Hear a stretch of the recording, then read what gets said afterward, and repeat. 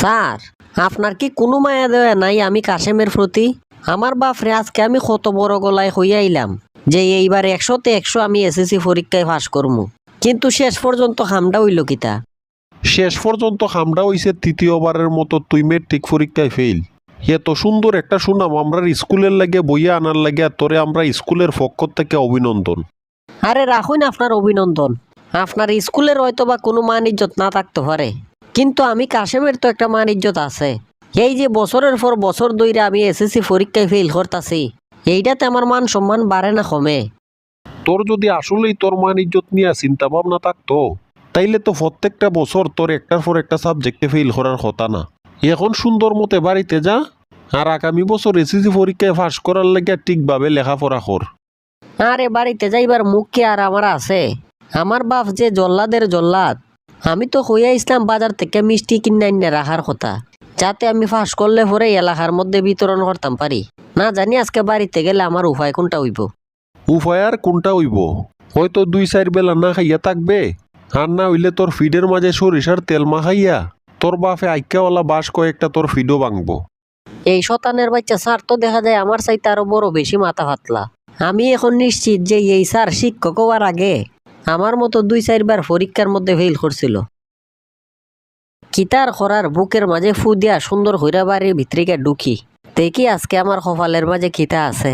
কোনোভাবে নি আমি আজকে আমার জল্লাদ বাপের হাত থেকে রক্ষাটা ভাই। বাবা কাশেম, তাড়াতাড়ি আমরার সামনে তুই তোর রেজাল্টের ঘোষণাটা দে। মিষ্টি বিতরণ করার লিস্টটা আমি সুন্দরভাবে কইরা রাখছি। তোর রেজাল্টটা শোনার পরেই আমি বিতরণ শুরু কইরা দিমু।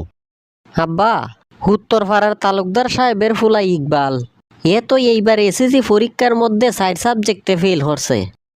এ সত্যি কইতাছস নি তুই? এর বাপে তো আমার কাছে বহুত আওয়াজ মারতো। তোর 2বার এসএসসি পরীক্ষায় ফেল করা নিয়ে বিভিন্নভাবে আমারে শুরু করতো। এখন বুঝি তার ফুলাবই ফেল করলো। আচ্ছা, তোর রেজাল্টের খবর কিতা? আমার সাথে যে চলে কুদরত আলী ইঞ্জিনিয়ারের ফুলা আসাদ, সেও কিন্তু এইবার 2 সাবজেক্টে ফেল করছে। আইবার সময় দেখে আইলাম মাথাটা নিচা হইরা বাড়ির দিকে যাইতাছে। আহারে, এইবার সবাই পরীক্ষার মধ্যে ফেল হলেও আমার ফুলা কাশেম ঠিকই ফাঁস করছে। বাবা কাশেম, তোর পয়েন্টটা কত আইছে? এইবারের এসএসসি পরীক্ষায় তোর রেজাল্টটা কিতা? আমরার স্কুলে এই বছর ফাঁসের আর একবারই কম। খুব কম সংখ্যক ছাত্রছাত্রী এইবার এসএসসি পরীক্ষায় ফাঁস করতে পারছে, কারণ পরীক্ষা তো এইবার খুব বেশি কঠিন হইছে।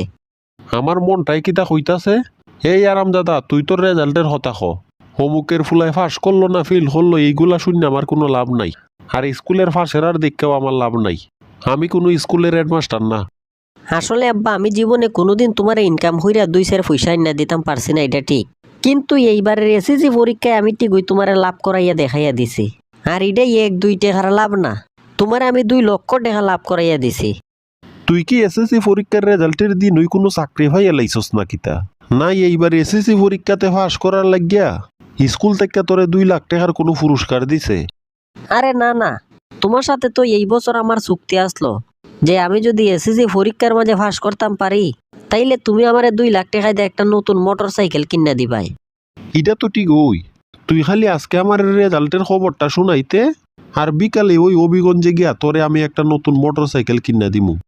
আসলে আব্বা, এইবারও আমি সামান্য কিছু মার্কেল লাগিয়া এসএসসি পরীক্ষার মাঝে ফেল হইরা লাইছি। এই কারণে তোমারও আমারে মোটর সাইকেল আর কিনা দেওয়া লাগতো না। তোমার 2 লাখ টাকা তোমার পকেটেই থাকুক। হ্যাঁ, ওরে খমিনের ঘরে খমিন, এই খামটা তুই কিতা করলে? তুই তো দেখি আমার মান ইজ্জত সব কিছু নিয়া পৌরসভার ডেইনো ফালাইয়া দিলে। তোরে এক এসএসসি পরীক্ষার মধ্যে ফাঁস করাইবার লাগে আমি আর কত টাকা ডালতাম। এটা নিয়ে তোমার কোনো আফসোস করার দরকার নাই আব্বা। তুমি তোমার মাথাটারে উঁচা রাখো। আমি কিন্তু বেশি মার্কের লাগে এসএসসি পরীক্ষায় ফেল করছি না। ইংরেজি পরীক্ষায় 25 আর অঙ্ক পরীক্ষার মাঝে আমি 17 পাইছি। এই মার্ক লইয়া আমি নিজে গর্ববোধ করি। তোর এই ফেল করা মার্ককে আমি আমার মাথার মাঝে দিতাম। আপনারা একটু হইন তো দর্শক, এই কাশেমরে লই আমি কিতা করতাম? আমার তো মনে হয় কাশেমের বদলা যদি আমি গিয়া এসএসসি পরীক্ষার মধ্যে বইতাম তাইলে তো নিশ্চিত আমি ফাঁস করে আইলাম নে। তাইলে আব্বা, আগামী বছর থেকে আমার পরীক্ষাটা আমার পরিবর্তে তুমি ওই দিলাও। এইসব পরীক্ষা টরীক্ষা দিতে আমার ভালো লাগে না। আমার কথা হইলো 3 কোনা পুকুর পার গিয়ে আমি সবসময় সৈদার দোকানে ঘোরাঘুরি করতাম, সাথে 1-2টা শুকটানও দিতাম। তোরে আমি শহীদের দোকানে গিয়া শুকটান দেওয়াইতাছি, আজকে যতগুলা মিষ্টি তুই আইনে আমার ঘরে রাখছো তার অপচয় আমার টাকা পয়সারে খরাইছ, সেই সবগুলা মিষ্টি আজকে তোর ফেডের ভিতরে আমি টুকাইমু। তুই এই জায়গার মাঝে একটা মিনিট দাঁড়া। তোমার কিতা মনে হয় আজকে আমি এই জায়গার মাঝে দাঁড়াইবার লাগে হই আইছি? আমি তো খালি তোমার নিউজটা দিতাম আইছি। আগামী 1 মাসের ভিতরে আমার চেহারা তুমি আর দেখতাই না। টাটা, গুড বাই আব্বা, আমি এখন যাই। না, মান ইজ্জত এইবার আমার সব শেষ। এখন আর বাইরে আমি মানুষের সামনে মুখ দেখাইতে পারতাম না। কোন কারণে যে এই কাশেমরে আমি পড়ালেখাতে নিয়ে ভর্তি করছিলাম, ছোটবেলা থেকে বন্ধ কেতে আমারে কাজে ফাটাইতাম, এইটা ওই বালা আছিল।